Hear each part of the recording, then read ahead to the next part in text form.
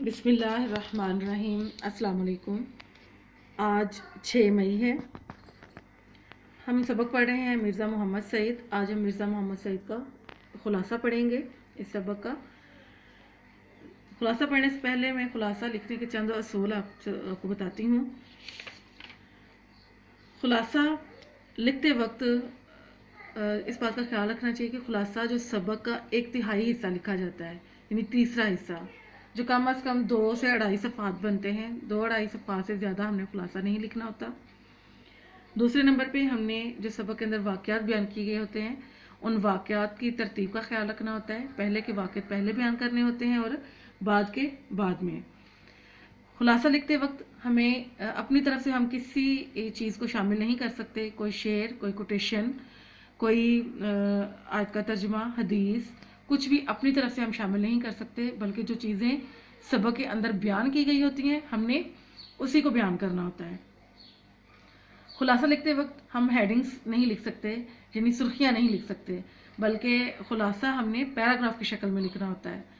एक पैराग्राफ कम अज़ कम 7 से 8 लाइन्स का लिख के फिर उसके बाद हम नया पैराग्राफ शुरू करते हैं। हमने पैराग्राफ की शक्ल में इसको लिखना होता है।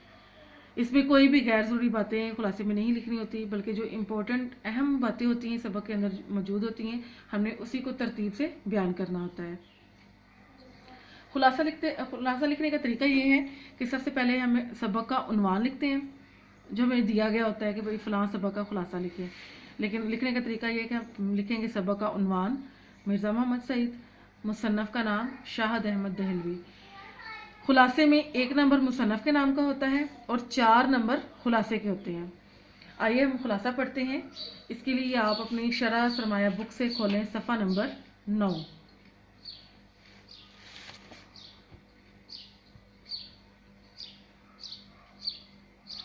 सुबह के अखबारात में खबर पढ़कर दिल अफसुर्दा हो गया कि आज प्रोफेसर मिर्ज़ा मोहम्मद सईद का सवम है।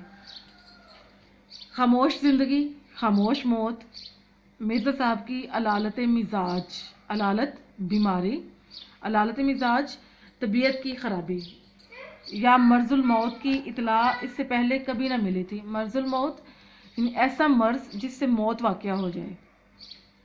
हादिस ये है कि परसों उनका इंतकाल हो गया और उनके सैकड़ों चाहने वालों को इस सानहा इर्तहाल की खबर तक ना हुई। सानहा इर्तहाल मौत का वाक़या।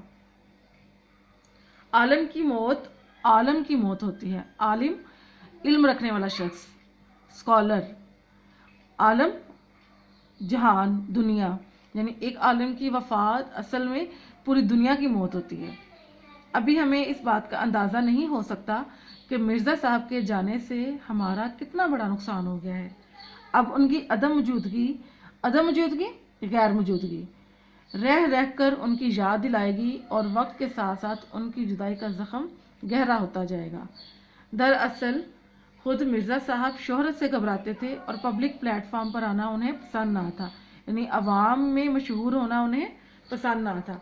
सताइश की तमन्ना, सताइश, तारीफ, सराहा जाना, सिले की परवाह से बेनियाज होकर काम करते थे। उन्होंने 55 साल पहले सर अब्दुल कादिर के रसाले मखज़न में मज़ामीन लिखे। मखज़न रसाले का नाम है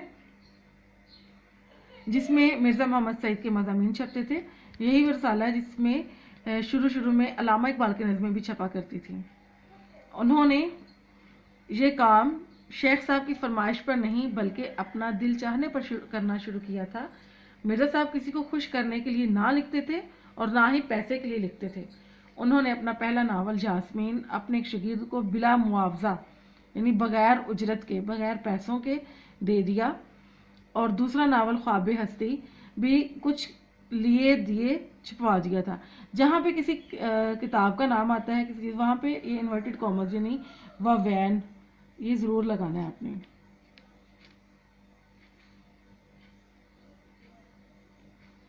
एक बार एक पब्लिशर लाहौर से दिल्ली सिर्फ इसलिए आए कि मिर्ज़ा साहब से नावल ले सकें। पब्लिशर किताब छापने वाला। उसने मिर्ज़ा साहब को एक नावल के लिए 1000 रुपये की पेशकश की, लेकिन मिर्ज़ा साहब बरहम हो गए, नाराज़ हो गए और कहने लगे कि अगर तुम मुझे 5 या 10 हज़ार भी दोगे तो मुझे ये मंजूर नहीं یہ سن کر پبلشر صاحب خاموشی سے لوٹ گئے۔ مرزا صاحب کا ایک علمی کارنامہ یہ بھی ہے کہ اگر اردو کی 100 عمدہ کتابوں کا انتخاب کیا جائے تو ان میں مرزا صاحب کی کتاب مذہب اور باطنیت کو ضرور شامل کرنا ہوگا۔ مذہب اور باطنیت، اس کے گرد بھی واوین یعنی انورٹڈ کاماز لگائیں، ان چیزوں کو پرومیننٹ کر کے لکھنا ہوتا ہے نا، اس لیے اس کو واوین میں لکھتے ہیں۔ سر سید سے بھی مرزا صاحب کی عزیز داری تھی، رشتہ داری تھی۔ منشی ذکاء اللہ سے بھی ان کی قرابت داری تھی، قرابت داری کا معنی بھی رشتہ داری ہے۔ مرزا صاحب نے موجودہ صدی کے آغاز میں لاہور کے گورنمنٹ کالج میں تعلیم حاصل کی۔ ان کے استادوں میں علامہ اقبال کا نام بھی شامل ہے۔ انگریزی ادبیات میں ایم اے کرنے کے بعد مرزا صاحب نے 1906-07 میں 2 سال کے لیے علی گڑھ میں پڑھایا۔ موجودہ صدی سے مراد یہاں پہ 20ویں صدی ہے، اب تو 21ویں صدی جا رہی ہے نا، لیکن اس وقت 20ویں صدی کا آغاز تھا۔ اس کے بعد گورنمنٹ کالج لاہور میں انگریزی کے پروفیسر رہے۔ پنجاب کے بے شمار اعلیٰ عہدیدار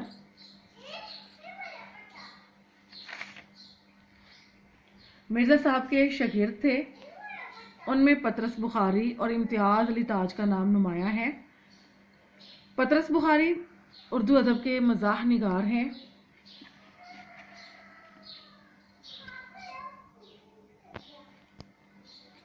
امتیاز علی تاج کا نام نمایاں ہے۔ امتیاز علی تاج یہ بھی اردو کے اہم ادیب ہیں اور ڈرامہ نویس ہیں، انہوں نے ڈرامے زیادہ لکھے ہیں۔ پطرس بخاری بعد میں خود بھی انگریزی کے پروفیسر ہو گئے تھے۔